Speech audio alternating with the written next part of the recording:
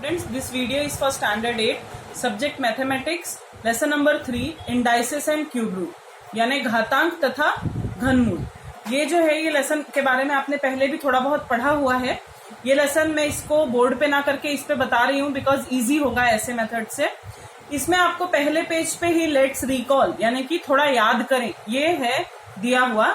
इससे आप लोगों को थोड़ा सा पुराने टाइम का याद आ जाएगा। आप थोड़ा ध्यान दीजिए। उसमें आपको लॉज ऑफ इंडाइसेस दिए थे यानी घातांक के नियम, ये आपने पहले पढ़ा हुआ है। इसमें सबसे पहले है a raise to m into a raise to n is equal to a raise to m plus n। Hindi और इंग्लिश दोनों में ध्यान दीजिए क्योंकि आगे चल के आपको भी इंग्लिश में ही पढ़ना है जो हिंदी मीडियम के हैं। यानी a के घाते m गुणे a के घाते n बराबर a के घाते m धन n। इसको हम इंग्लिश में कैसे बोलते हैं? a रेज टू, के घाते को हम रेज टू बोलते हैं। तो a raise to n m into a raise to n equal to a raise to m plus n। ये रेज टू वर्ड याद रखिए, ठीक है। यानी अगर इंटू है बीच में, नीचे का ये दोनों नंबर जिसको हम लोग आपको याद होगा तो बेस बोलते थे यानी आधार, और ऊपर वाले को क्या बोलते हैं? घातांक यानी कि इंडेक्स। तो नीचे अगर इंटू है, बेस अगर सेम है, ए है दोनों में, तो ऊपर के इंडेक्स में हम क्या करते हैं? प्लस कर देते हैं। a raise to m divided by a raise to n is equal to a raise to m minus n। मतलब अगर बेस सेम है यानी आधार समान है और भाग है यहाँ पे यानी डिवीजन है तो ऊपर में क्या हो जाएगा? माइनस। इंटू है तो ऊपर प्लस होता है और डिवीजन है तो ऊपर माइनस हो जाता है। तीसरी चीज जो है a into B whole raise to m, मतलब पूरे के घाते में m है। मतलब यहाँ इंटू है, यहाँ इंटू ही रहेगा, लेकिन a के ऊपर भी m है और b के ऊपर भी, यानी इंडेक्स जो है वो दोनों के लिए क्या है? m है। तीसरी चीज है a रेज टू 0 यानी कि किसी भी a यहाँ पे कोई भी नंबर है यानी कोई भी नंबर के इंडेक्स में यानी उसके घात में अगर 0 होगा तो इसका मतलब वो आंसर कितना आएगा? उसका 1। चाहे यहाँ अगर 100 के ऊपर भी 0 लिखा होगा तो आंसर 1 ही आएगा। फिफ्थ रूल था a raise to minus n। a के घाते अगर माइनस का कोई भी नंबर है तो इक्वल टू करके ये a raise to minus m को 1 अपॉन कर देंगे तो ये माइनस m प्लस m हो जाता है। एक के बटे में अगर ले आएंगे तो ये ऋण जो है ये धन हो जाता है। उसके बाद हम यहाँ आ रहे हैं, यहाँ है a raise to m whole raise to n। मतलब a को दो घातांक दिए गए, दो इंडेक्स हैं a के, एक m है और एक n है। तो जब हम उसको ये ब्रैकेट हटाएंगे तो m और n को क्या करेंगे? यहाँ मल्टीप्लाई कर देंगे यानी गुणा कर देंगे। जब दो घातांक एक ही नंबर के होंगे तो हम दोनों को क्या करेंगे? गुणा कर देंगे। सेवेंथ रूल है a upon b raise to m। जैसे आप लोगों ने यहाँ पर देखा था कि ये दोनों इंटू था और ऊपर एक ही नंबर था, वैसे ही ये दोनों डिवीजन है यानी भाग है और ऊपर एक ही नंबर है। तो जाहिर बात है a का भी इंडेक्स m होगा और b का भी इंडेक्स m हो जाएगा, यानी दोनों के घात जो है वो m हो जाएंगे। उसके अलावा यहाँ पे सेम ही चीज है, देखिए सिर्फ यहाँ इंडेक्स प्लस में था, यहाँ माइनस में है। यहाँ का घात धनात्मक था, यहाँ ऋणात्मक है। तो क्या हुआ? ये दोनों जो है ना, ये a अपॉन b, ये माइनस से जब हम प्लस करेंगे, m जो माइनस था अगर प्लस हो जाएगा तो ये a अपॉन b उल्टा होके b अपॉन a बन जाएगा। ठीक है, तो ये 8 रूल थे, लॉज ऑफ इंडाइसेस हैं ये यानी घातांक के नियम। इसको आपको एज इट इज याद रखना होगा। ठीक है, अब हम दूसरे पर आते हैं। दूसरा जो इसमें और एक चीज दी गई है, आपको एग्जाम्पल्स दिए गए हैं, कुछ उदाहरण है। ठीक है, हम उदाहरण की अगर बात करेंगे तो उसमें देखिए कौन सी चीजें दी गई हैं उदाहरण में। आप यहाँ पे देखिए, सबसे पहले आपको रिवीजन यानी पुनरावर्तन के कुछ सम उसी के नीचे दिए गए हैं। सबसे पहली चीज है आपको इंटू वाला, जो फॉर्मूले आपने अभी याद किए उसी फॉर्मूले पे छोटे छोटे से सम्स है। यह आपको फिल इन द ब्लैंक यानी रिक्त स्थानों की पूर्ति करो, एक एक मार्क के लिए आएंगे। सबसे पहला है 3 raise to m into 3 raise to n। जैसा आपने ऑलरेडी देखा था, a raise to m into a raise to n is equal to a raise to m plus n। यानी a दोनों सेम है, दोनों 3 है, ऊपर इंडेक्स जो है 5 और 2 है और बीच में इंटू है, तो यानी इंडेक्स क्या होंगे? घात क्या होंगे? आपस में प्लस हो जाएंगे। आंसर आ जाएगा 7। 3, यहाँ भी 3 डिवीजन का साइन है। क्या होता था? ऊपर इंडेक्स में माइनस, यानी 7 माइनस 9, छोटे नंबर में से बड़ा नंबर माइनस कर रहे हैं तो क्या आएगा? -2। उसके बाद ये भी रूल था, एक अकेला नंबर है 3, इसके ऊपर 2 इंडेक्स हैं, आप देख सकते हैं 2 अलग अलग इंडेक्स हैं, इस पे 2 अलग अलग घातांक हैं। तो क्या करेंगे? हम इन दोनों को गुणा कर देंगे। एक ही नंबर के ऊपर जब 2 थे तो हमने क्या किया था? इंटू किया था, यानी 4 इंटू 5 20 होगा। फिर 5 के रेज टू अगर -3, आपको याद होगा यहाँ a raise to minus m था तो 1 upon a raise to m हो गया था। यानी यहाँ पे जो -3 है वो अगर 1 के बटे ले लेंगे, 1 अपॉन में ले लेंगे तो वो प्लस में हो जाएगा। ये भी था a raise to 0 is equal to 1। कोई भी नंबर यहाँ 5 दिया है, यहाँ 100 हो, 2000 हो, लाख हो, करोड़ हो, कुछ भी नंबर हो, लेकिन अगर उसका इंडेक्स 0 है तो वो आंसर हमेशा आपको 1 आएगा। उसके अलावा ये आपके फॉर्मूले में फिलहाल नहीं दिया है, लेकिन a raise to 1 is equal to a ये पहले होता था, पहले दिया रहता था। यानी अगर किसी भी संख्या के ऊपर का जो घात है वो अगर 1 है, यानी उस संख्या को एक ही बार हमको लिखना है। ठीक है। दूसरा ये भी एक फॉर्मूला था, a into B whole raise to m था, यानी यहाँ 5 है, यहाँ 7 है, दोनों अलग अलग नंबर्स हैं और दोनों के ऊपर 2 का इंडेक्स है, 2 का घात है। तो हम क्या करेंगे, दोनों नंबर को अलग अलग, यहाँ इंटू था तो इंटू करके दोनों को अलग अलग कर देंगे और ये दोनों के ऊपर लिखेंगे। ठीक है। अगला जो यहाँ पे 8th वाला सम था, ये जैसे इंटू है वैसे यहाँ डिवीजन है, मैंने बताया था बटे में है। तो 5 और 7 दोनों के लिए हमको दिया गया है क्या, 3। दोनों का इंडेक्स जो है वो दिया है 3, यानी 5 का भी इंडेक्स जो है वो कितना है, 3 है, और 7 का भी इंडेक्स कितना है, 3 है। ठीक है।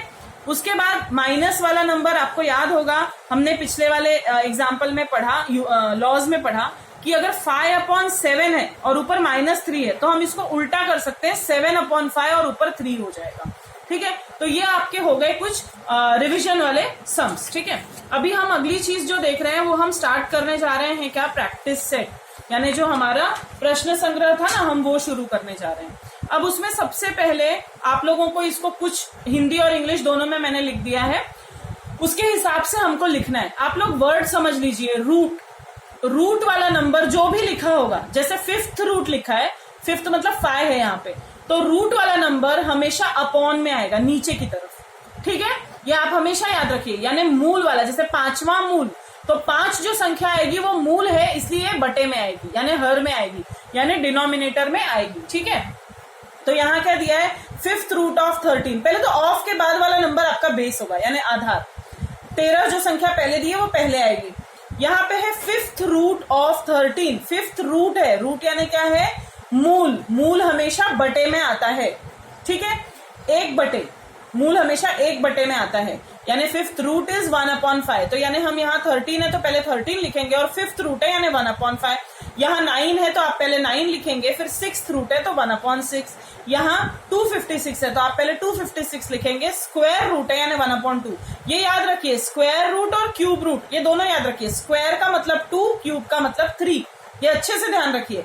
यहाँ स्क्वायर रूट है इसलिए अपॉन में 2 आ रहा है, 1/2। यहाँ क्यूब रूट है तो क्या आएगा, 1/3, यानी कि यहाँ 8th रूट है किसका, 100 का, तो पहले 100 लिखेंगे, फिर 8th रूट है तो 1/8। पहले हम यहाँ 30 लिखेंगे, फिर 7th रूट है तो 1/7। आप भी देखिए 13 का 5वां मूल, पहले आप ये संख्या लिखेंगे, फिर 5वां मूल है तो 1/5। पहले ये संख्या लिखेंगे, फिर 6ठा मूल है तो 1/6। पहले ये संख्या लिखेंगे, फिर वर्गमूल है, वर्ग का मतलब मैंने बताया 2 और घन का मतलब 3, ये दोनों याद रखिए। वर्गमूल, वर्ग मतलब 2, घन मतलब 3। तो 256 का वर्गमूल यानी 1/2। 17 का घनमूल है। ठीक है। तो 17 लिखेंगे पहले, और घन है तो 1/3, और मूल है, हाँ ये मूल है इसलिए हम अपॉन में ले रहे हैं, ये ध्यान रखना, बटे में। 100 है तो 100 लिखेंगे, फिर 8वां मूल यानी 1/8। 30 है तो यहाँ 30 लिखेंगे पहले, और 7वां मूल है यानी 1/7। ये आपको अच्छे से समझ में आ जाएगा। रूट वाला नंबर या मूल वाला नंबर हमेशा नीचे आता है। ये जो नंबर्स आपको दिए हैं ये हम पहले लिखते हैं बेस के तौर पे, यानी आधार के लिए, और उनका जो इंडेक्स होता है, जो उनका घात होता है, वो हम कैसे लिखते हैं, यहाँ वाली संख्या पढ़ के। और अगर ये रूट है तो ये हमेशा नीचे आएगा। ठीक है। तो ये आपकी एक्सरसाइज थी 3.1। इसमें अभी हम लोग दूसरा एक और क्वेश्चन नंबर 2 था ये, अब हम 1 था, क्वेश्चन नंबर 2 अब हम पढ़ने जा रहे हैं। क्वेश्चन नंबर 1 जो है वो हमने कर लिया, अभी क्वेश्चन नंबर 2 देखिए कैसा है। 2 में आपको क्या लिखा है, nth रूट ऑफ a, इस फॉर्म में हमको लिखना है। अभी देखो हमको ऐसे वाले क्वेश्चन दिए थे, हमको ऐसे वाले क्वेश्चंस आपको दिए हुए थे और आपने उसको ऐसे नंबर में कन्वर्ट किया था।